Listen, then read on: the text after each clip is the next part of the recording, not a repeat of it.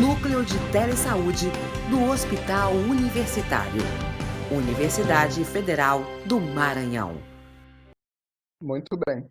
Então, só para quem ainda não utilizou a Sofia Bot, primeiro, ela é gratuita, né?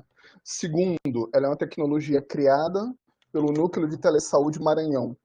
Terceiro, como é que ela funciona? É uma interação, você e um assistente virtual, que a partir de um jogo de perguntas e respostas, ao final do processo, o seu risco vai ser avaliado. E nada melhor do que a gente conhecer melhor a nossa saúde para daí saber em que ponto nós estamos, quais são as estratégias de cuidado e se a gente deve procurar uma unidade básica de saúde. Essa é a grande sacada da Sofia Bot. Bom, o link ele pode ser acessado por celular, por computador, por tablet, né, por qualquer aparelho com conexão à internet. É necessário conexão à internet e o encaminhamento, né, a resposta é imediata e você pode fazer quantas vezes você quiser.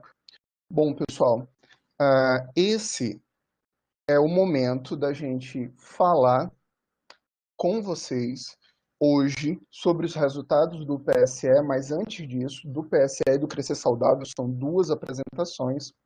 Então, vamos começar a nossa web de hoje com o tema Discussão dos resultados do PSE ano 2019. Tudo bem? Então, sejam todos muito bem-vindos. Essa primeira parte, eu vou orientar a fala, fazer essa fala com o recorte do PSE. A segunda parte vai ser totalmente guiada pelo Leudimar, com o recorte do Crescer Saudável, tá bom? Em que nos baseamos para fazer essa apresentação? Neste relatório que foi elaborado pelo Ministério da Saúde, não tem produção dos estados nessa escrita, nessa análise e nessa tabulação, tá bom? Esse relatório ele foi compartilhado com todos os municípios, com todos os estados, já no mês de março, tá? Então já tem 3 meses aí, já quase no mês de abril, na verdade. Então é importante a gente ler, discutir, entender o impacto disso e como esses dados nos representam ou não, tá? Não é porque a gente tem acesso a um relatório que a gente deve simplesmente ler o percentual e entender como espelho das nossas ações. Então, é necessário que a gente faça alguns questionamentos antes. Primeiro, a metodologia de elaboração desse relatório, a gente já informou a autoria, que é do Ministério da Saúde, o recorte é ano 2019, mas lembrando que o ciclo do PSE e o ciclo do Crescer Saudável são 2 anos, né? 2019 e 2020. Outra coisa, tanto para o PSE quanto para o Crescer Saudável, o Ministério da Saúde adiou ainda em 2020 o lançamento dos dados, né, que era 15 de janeiro e foi para 13 de março. Para quê? Para que os municípios pudessem lançar no CISAD as atividades referentes ao ano de 2019. Né? E a partir disso, os dados foram tabulados e feito a relação. De que forma foi feita a relação? A partir dos campos que caracterizam as ações do PSE, né? E também da ficha de atividade coletiva. O PSE, diferente do Crescer Saudável, somente tem ações registradas na ficha de atividade coletiva. Mas não basta preencher a ficha de atividade coletiva. É necessário que os campos obrigatórios sejam preenchidos na ficha e sejam digitados e a informação seja enviada a tempo. É sempre importante trazer esses 3 momentos. Não é porque eu fiz a ação que eu estou falando de uma boa qualidade de registro, que eu estou falando de uma boa qualidade de digitação no sistema e que eu estou falando do envio no tempo. Então, se alguns desses 4 pontos que eu estou trazendo para vocês não estiver alinhado, o resultado final, ele com certeza vai ser diferente das ações realizadas. E isso é um susto para o município, é extremamente frustrante para o gestor e para o profissional de saúde e da educação, né? Porque o PSE é a junção. Por quê? Foram feitos planejamentos, execuções, muito trabalho foi feito e nem sempre o resultado é esperado, né? O resultado que a gente tabula, o resultado que o Ministério olhou é representativo para as nossas ações. Então, daí a importância da gente pensar de que forma este relatório nos representa ou não, tá? Outra coisa, o Ministério da Saúde, a coordenação nacional do Programa de Saúde na Escola, não disponibilizou banco de dados recortado, a qual foi feita a análise para cada estado, somente o relatório. Por que eu falo banco de dados? Como se fosse uma grande planilha, um arquivo, aqueles que fizeram o recorte e informando, olha, foi exatamente nesse dia que eu fiz a tabulação e a partir disso eu fiz a análise dos dados. Isso não foi feito, isso não foi disponibilizado. Então a gente não pode analisar o processo de tabulação de dados que embasou esse relatório. Tá? Então, quando alguns municípios perguntam, tá, como foi feita a análise, como foi feita a tabulação, o que foi considerado, o que não foi considerado, a descrição desta metodologia e a descrição desta tabulação, ela não foi disponibilizada, infelizmente, tá bom? Quando nós falamos do programa de saúde na escola, que ele vem desde o ano de 2007 até o presente ano de 2020, no ciclo atual, que é de 2019 a 2020, nós temos este cenário de adesão nacional. Alguns estados atingiram 100%, dentre eles o Maranhão. O Maranhão ele não é o único estado da federação com 100% de adesão. No entanto, o Maranhão ele é o único estado da federação que atingiu 100% de adesão ao PSE e 100% de adesão ao Crescer Saudável, ou seja, cada cidade no Maranhão tinha uma dupla responsabilidade, mas atrelado a essa dupla responsabilidade, recebeu recurso a primeira parcela tanto do PSE quanto do Crescer Saudável. Tá? É importante a gente pensar não somente no potencial de adesão ou no recurso agregado, mas nas responsabilidades decorridas dessas duas adesões, ok? Isso a gente vai resgatar lá no debate, tá? Inclusive, a gente tem alguns questionamentos sobre isso.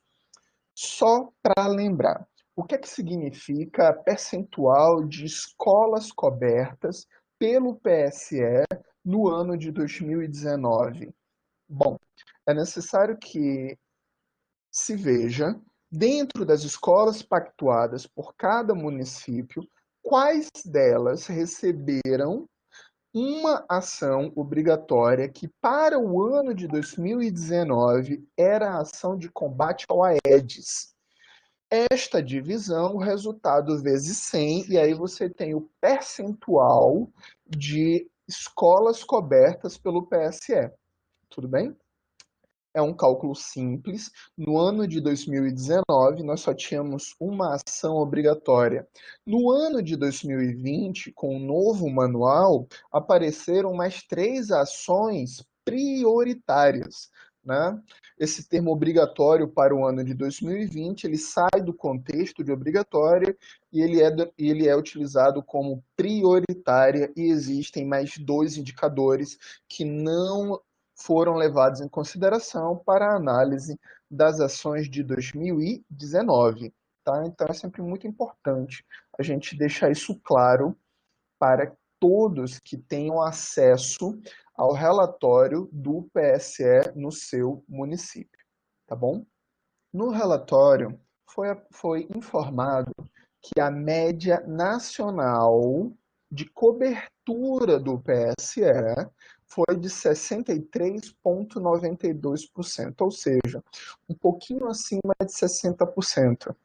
Você já imaginou o que é isso para o seu município, para a sua escola?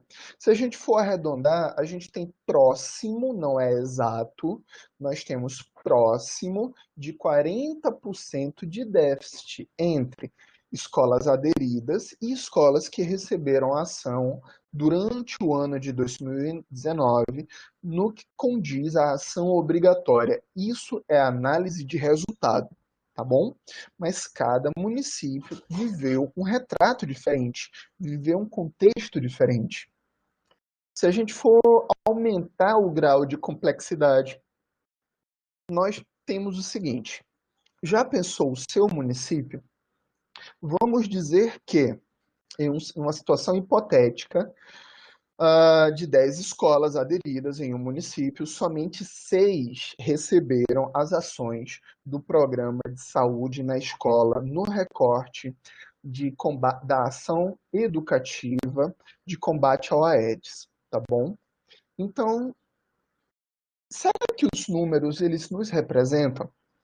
Este percentual ele é nacional.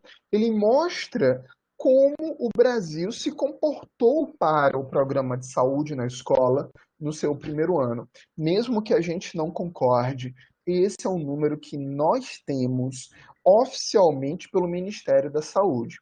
Como eu já falei antes, com o recorte de exclusividade do Maranhão, o Maranhão ele foi o único estado da federação que apresentou a adesão de 217 municípios tanto ao programa de saúde na escola quanto ao PSE.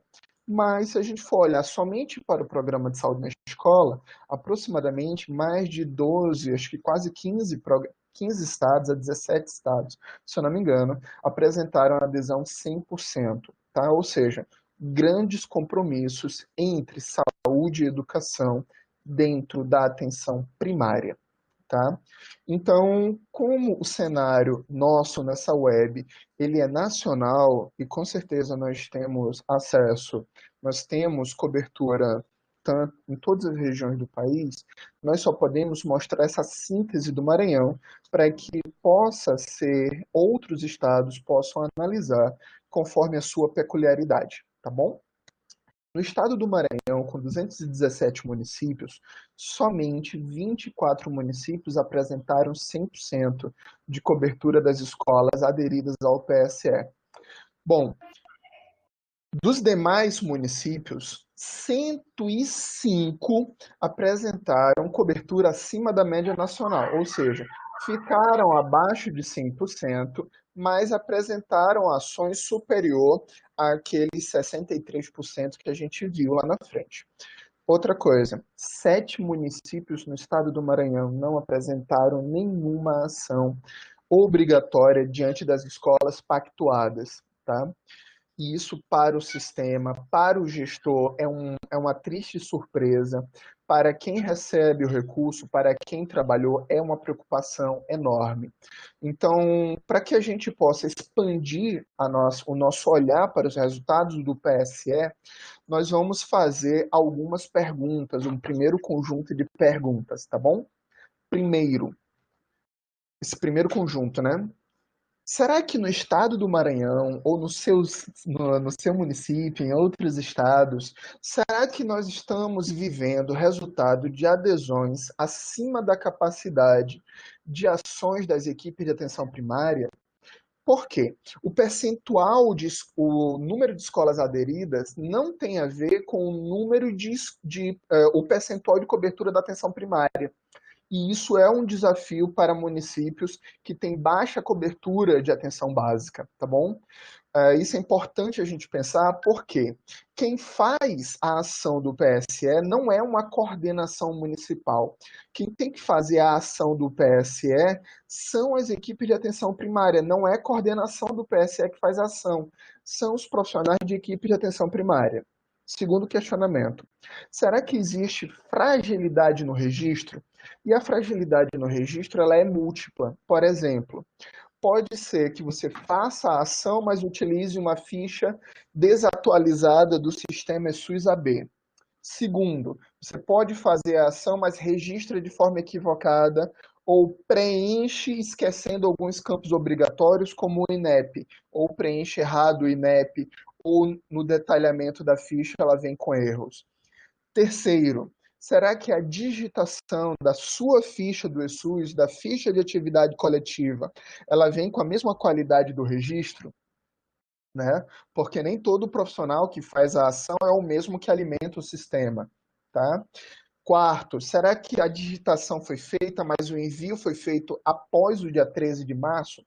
Se o envio foi feito após o dia 13 de março, ele é recebido pelo Ministério da Saúde, mas ele não foi validado para a elaboração deste relatório, porque lembrando, o dia 13 de março foi a última data, já com adiamento, para enviar os dados referentes ao ano de 2019.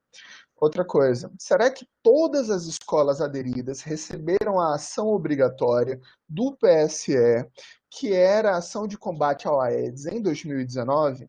Não adianta se eu fizer outra ação, porque esse relatório foi baseado na ação obrigatória, tá bom?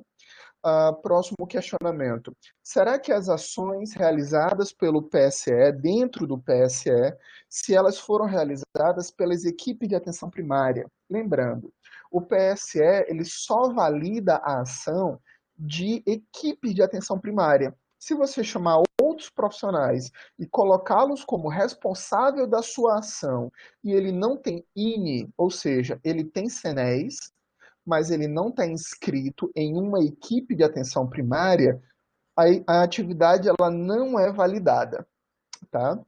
E por último, será que todas as equipes de atenção primária do seu município conhecia o total de escolas aderidas? Porque nem sempre quem fez a adesão pode ter repassado o espelho, ou seja, a lista das escolas pactuadas. E isto é um grande desafio, porque algumas escolas estavam pensando como se fosse o ciclo 2017-2018, na qual a escola era vinculada a uma equipe de saúde. E para o ciclo 2019-2020, não houve mais essa vinculação. Como é que isso aconteceu? Qualquer escola poderia receber ações de qualquer equipe de saúde. Tá? Não existia a obrigatoriedade de que uma equipe de saúde só poderia atuar na sua escola mais próxima. Isso não houve no PSE, tá? E nem todas as equipes de saúde sabiam disso.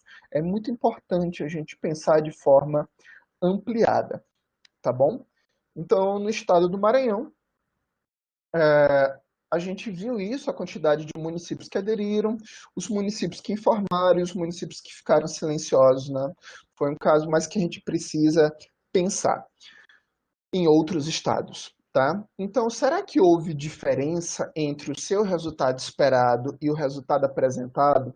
Muitos municípios levaram um susto, porque o resultado esperado, em tese, para quem fez a adesão do PSE, é 100%, tá? Tudo abaixo de 100% está abaixo daquilo que é preconizado pelo programa, ok? E isso a gente ainda vai discutir. Isso é o que é esperado. Se eu faço a adesão de uma escola, eu, gestor, estou informando que eu tenho potencial para cobrir aquela escola com atividade de saúde de acordo com as diretrizes e normativas e cadernos do PSE. É isso que nós temos que acreditar quando uma adesão é feita. E aí vem a pergunta mais clássica, né? E agora? O que é que eu faço com isso? Será que eu vou perder dinheiro? Será que eu vou deixar de receber? Como é que o meu município ele é visto? Será que eu sou descredenciado do programa porque eu estou abaixo de 100%? Não. Você não vai ficar fora do, do PSE. Não é isso, tá bom? Você continua aderido ao PSE, mas existe a possibilidade de você não receber a segunda parcela, tá? E a gente já vai discutir mais informações a respeito disso. Porque na hora que a gente faz a relação entre resultado e meta, a primeira preocupação não é nem se vai continuar aderido ao programa, é se vai receber a segunda parcela. Calma, a gente vai falar sobre isso. Uma coisa que nós temos que ter o seguinte cuidado. No momento, ainda não foi publicado nenhuma informação sobre previsão de pagamento. Ainda não foi publicado. E isso preocupa qualquer município, qualquer gestor, né? Segundo, no relatório que foi disponibilizado, não há informação sobre o impacto da obtenção do resultado com a segunda parcela. Ainda não foi publicado nada a respeito disso. Quando a gente tem esse cenário de indefinições ou de falta dessa informação clara, o que é que nós podemos fazer diante disso, né? O que é que o gestor pode pensar? Primeiro, ele quer saber a previsão de pagamento. Ainda não há. Nós estamos no mês de junho, hoje é dia 23 de junho de 2020, e ainda não há publicação que informe a previsão de pagamento da segunda parcela do programa de saúde na escola. E vamos deixar claro, a segunda parcela, lá na portaria do programa de saúde na escola, ela não é para financiar as ações de 2020. Ela é consequência das ações realizadas em 2019. Então, os municípios que atenderam a meta, em tese, claro que tem que receber a segunda parcela. Diante desta importância desse argumento, da importância de acessar esse recurso justamente em um ano que nós tão atípico, né, que nós estamos vivendo, o enfrentamento da pandemia do Covid, qualquer recurso que caia na saúde é super bem-vindo para fortalecer as ações, seja ela de educação em saúde, atendimento, triagem, acompanhamento, qualquer recurso é bem-vindo. Mas quando a gente fala do PSE, o recurso ele é do PSE, mas ele é de custeio, e a decisão de aplicação desse recurso é do município. É uma decisão e autonomia de cada município. Com quem você pode falar? Com a Coordenação Nacional do Programa de Saúde na Escola. É a instituição maior, é o nível maior hierárquico que você pode ligar, você pode mandar e-mail e fazer as suas perguntas, principalmente para o Ministério da Saúde, mandar o e-mail pelo seu município, o ideal é que mande também por ofício, quem sabe, questionando, caso você queira questionar o resultado do seu município lá no relatório, pedir uma tabulação mais clara, como o seu município foi aderido, e fazer algumas perguntas, além de perguntar, claro, qual é a previsão de pagamento, e ver qual é a resposta do Ministério da Saúde, tá? É muito importante que qualquer fala que venha a ser feita seja embasada, seja referenciada, que ela não venha com achismos e que ela venha de forma clara e útil ao gestor, ao profissional de saúde, ao profissional da saúde e da educação. Sempre importante ter falas claras. Estas informações e esses contatos foram retirados, foram copiados lá da página do PSE, que está dentro do portal da Atenção Primária à Saúde. Né? Lembra, o portal da Atenção Primária à Saúde é aps.saude.gov.br. Logo no primeiro menu, que é Ações e Programas e Estratégias, você clica lá e clica no submenu Saúde na Escola. Você vai acessar a página do PSE e lá embaixo vai ter contatos. Daí a gente copiou estas informações, tá bom? Quais são as reflexões que a gente está chegando para fechar a primeira apresentação de hoje, tá bom? O que podemos aprender com esses resultados? Bom, não é uma resposta simples, não adianta dizer, olha, a tabulação é diferente daquilo que eu fiz. Isso é uma constatação, tá? É necessário que a gente aprenda várias coisas, né? A gente tem uma possibilidade de ter acesso a possibilidade de gerar reflexões. Primeira reflexão que nós podemos gerar. Será que a sua coordenação ela estava monitorando os resultados? Muitas vezes, na atenção básica, a maior preocupação do coordenador ou coordenadora é em realizar ações ou acompanhar as ações que vão ser realizadas pelas equipes de atenção primária. Ou seja, a gente acaba sendo levado pelo ímpeto de realizar ações, de fazer registros, mas um gestor, ele não pode se preocupar somente em realizar. Gestor, ele planeja, ele pode acompanhar ou monitorar, ele avalia e deve gerar novos conhecimentos. Um gestor ele não pode ficar preocupado somente em realizar ações ou até mesmo no repasse do recurso e a aplicação desse recurso. Tudo isso envolve a gestão. Segundo ponto. Os resultados representam a quantidade das ações realizadas? Essa pergunta ela é direcionada à gestão da informação, não é uma mera pergunta sobre quem faz, quem registra, quem digita.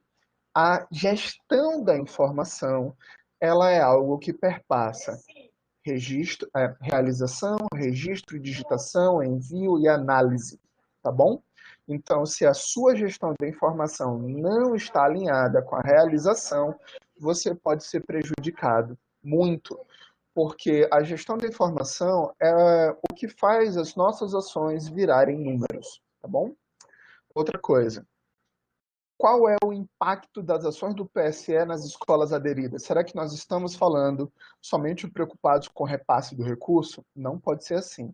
O PSL é uma parceria entre saúde e educação. Se é dessa forma, o recurso a ser depositado para o município, ele tem que ser coerente com a qualidade da ação realizada. E essa ação realizada, ela tem que fazer sentido para o escolar, para o professor, para o profissional de saúde e para os gestores.